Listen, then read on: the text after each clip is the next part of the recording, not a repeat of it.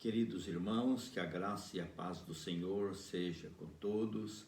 Nesse domingo vamos trazer uma reflexão da Palavra de Deus acerca de um dos temas mais importantes do Novo Testamento, que é o arrependimento. Eu quero usar 3 textos bíblicos nesta reflexão. Um texto comparativo, que é a parábola que está em Mateus capítulo 21, versículos 28 a 32, a parábola então dos 2 filhos. O outro texto, um texto descritivo, que é quando Jesus estava na cruz, a história dos 2 ladrões. E vamos também pensar num texto normativo que está em Atos dos Apóstolos, no capítulo 2, versículos 36 a seguir, principalmente até o versículo 38. Arrependimento. Vamos ler a parábola então dos 2 filhos, que está em Mateus capítulo 21, versículos 28 a 32, que diz assim: E que vos parece? Um homem tinha 2 filhos. Chegando-se ao primeiro, disse: Filho, vai hoje trabalhar na vinha. Ele respondeu: Sim, Senhor. Porém não foi. Dirigindo-se ao segundo, disse-lhe a mesma coisa, mas este respondeu: Não quero. Depois, arrependido, foi. Qual dos 2 filhos fez a vontade do pai? Disseram: O segundo. Declarou-lhe Jesus: Em verdade vos digo que publicanos e meretrizes vos precedem no reino de Deus. Porque João veio a vós outros no caminho da justiça e não acreditastes nele, ao passo que publicanos e meretrizes creram. Vós, porém, mesmo vendo isto, não vos arrependestes, afinal, para acreditardes nele. Observe que esta palavra está tratando sobre o arrependimento. A palavra arrependimento aparece aqui no versículo 32. Vós, porém, mesmo vendo isto, não vos arrependestes, afinal, para acreditardes nele. O arrependimento é mudança, meus queridos irmãos. E essa mudança, ela vem em 3 aspectos. Primeiramente, o arrependimento é uma mudança na mente da pessoa. A própria palavra usada no Novo Testamento para arrependimento dá essa ideia, a palavra metanoia, composta de uma preposição metá e da palavra nous, que significa mente. Então, arrependimento é uma mudança na mente da pessoa. Olha que o primeiro filho, quando o pai disse vai ao campo trabalhar, ele disse sim, Senhor, mas ele não foi. O segundo disse não quero, mas depois, arrependido, ele vai. Houve uma mudança na mente desse segundo filho. Ele pensou, provavelmente, meu pai cuida de mim, meu pai é um homem tão bom, tão honesto, e eu disse para ele que não ia trabalhar. E ele, pensando, refletindo nisso, houve uma mudança na sua mente. Arrependimento, então, envolve uma mudança na mente da pessoa. Interessante que o Evangelho de Mateus e Marcos diz que quando Jesus foi crucificado com ele também pregado na cruz, 2 ladrões. E a Bíblia disse, tanto no Evangelho de Mateus e Marcos, que os 2, juntamente com aquele pessoal, sacerdotes, escribas, escarneciam do Senhor Jesus. Mas Lucas diz que um dos ladrões, arrependido, disse para o seu colega: você não temes a Deus estando igual sentença? Nós merecemos estar aqui por causa dos nossos pecados, nossos atos. Mas esse não teve. Ele também zombava de Jesus, mas depois houve uma mudança na mente. Provavelmente depois da declaração de Jesus, quando Jesus disse na cruz: Pai, perdoa-lhes, porque eles não sabem o que fazem. Aquele rapaz caiu em si, houve uma mudança na sua mente. Então, e ele pede a misericórdia do Senhor Jesus. Então, arrependimento é mudança, primeiro nesse aspecto na mente, mas o arrependimento envolve uma mudança também no sentimento da pessoa. O arrependimento, diz o texto de Paulo em Coríntios, segundo os homens, produz morte, mas o arrependimento, segundo Deus, produz vida, gera a vida. Então, o arrependimento envolve uma tristeza, uma mudança no sentimento da pessoa, quando a mente da pessoa é esclarecida e ele entende os seus pecados e sente tristeza pelos seus pecados diante de Deus, então ele se arrepende dos seus pecados. Arrependimento envolve também, então, o sentimento.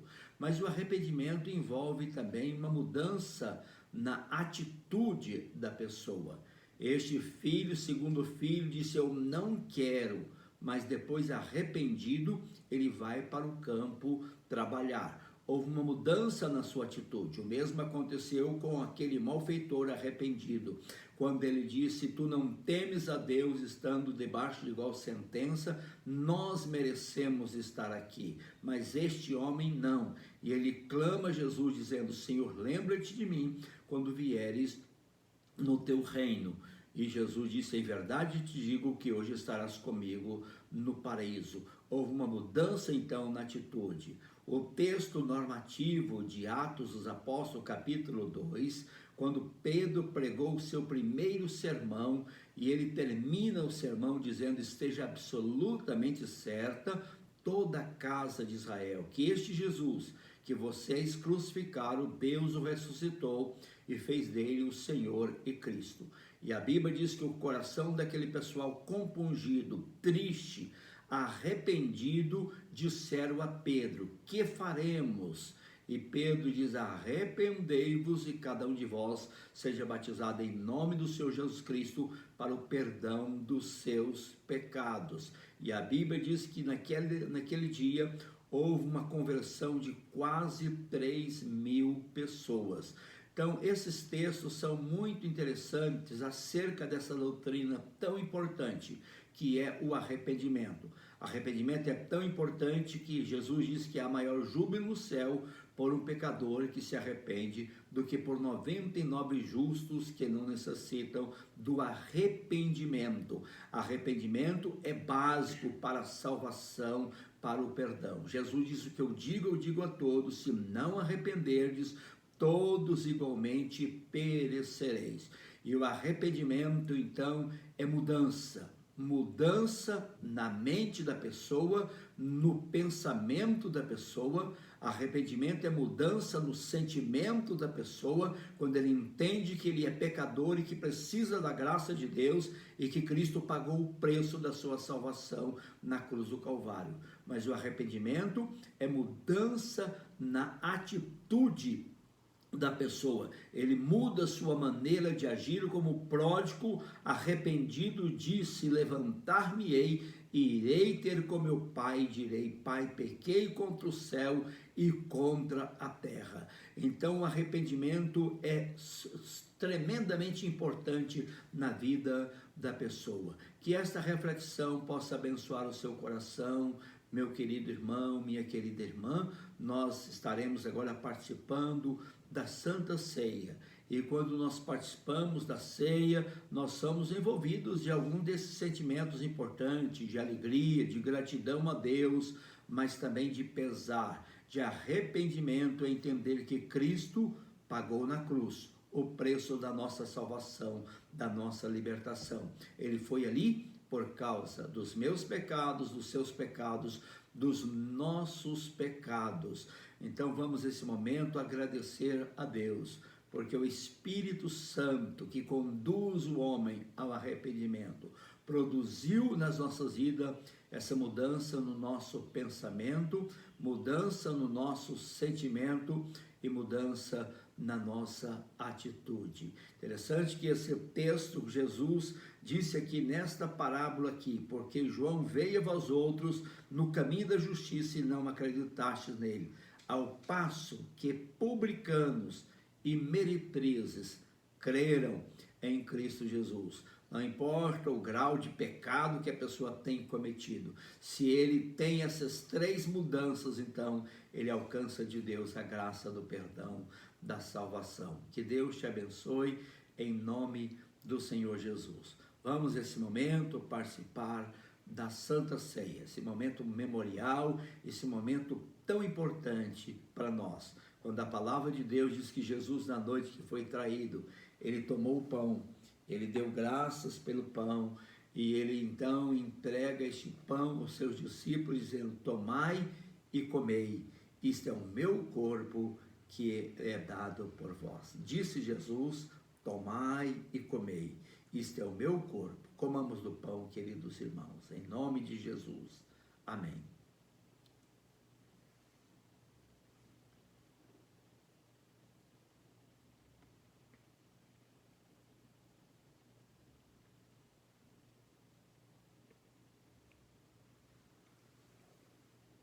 Após haver ceado, tomou um cálice e, tendo dado graças o deu aos seus discípulos, dizendo: bebei dele todos, isto é o meu sangue, o sangue da nova aliança, derramado em favor de muitos para a remissão de pecados. Disse Jesus: bebei dele todos, isto é o meu sangue. Bebamos do cálice.